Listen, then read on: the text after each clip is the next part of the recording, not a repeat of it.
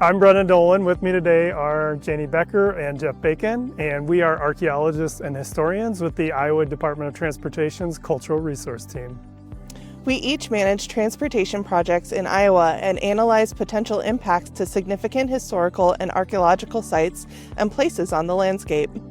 Working with the Federal Highway Administration, the State Historic Preservation Officer, other local historical societies, we work to ensure that the transportation projects that we work on comply with the National Historic Preservation Act and other state and federal laws, some of which include protections for cemeteries and other burial sites. Our priority is to avoid impacts to significant cultural places, and when that's not possible, we work with road and bridge designers to minimize and mitigate impacts. Today, we are here to explain why we need access to your property and what we're looking for while we're out there. Our first step is to review information about cultural resources, such as records on file with the State Historic Preservation Officer, the state archaeologist, and other materials like historic atlases, aerial photographs, and soil maps. These resources help us assess what history or archaeology might be located near a future project and which projects will need a field review.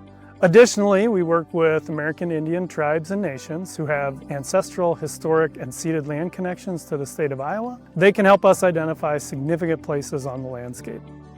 If we or one of our consultants that we work with need access to your property, we will provide an approximate time frame of when we will be visiting and what type of work we will be doing and any equipment we will bring along. What exactly are we looking for when we conduct a field review for history and archaeology? We might be assessing how old a barn on your farmstead might be, we might be following up on an account of a pioneer cemetery, or we might be completing some test excavation of a terrace to look for subsurface artifacts.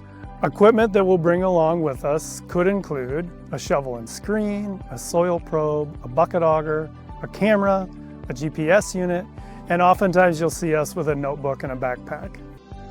Our fieldwork is almost always done with hand tools like you see here, and we immediately backfill any holes that we dig. Our work is fairly labor intensive, so we look to work with landowners to avoid the time of year when crops are in if possible. Sometimes follow-up work requires more time, and we work extensively with landowners in those situations. Keep in mind, we are very interested in any information that you may have to share with us about your property.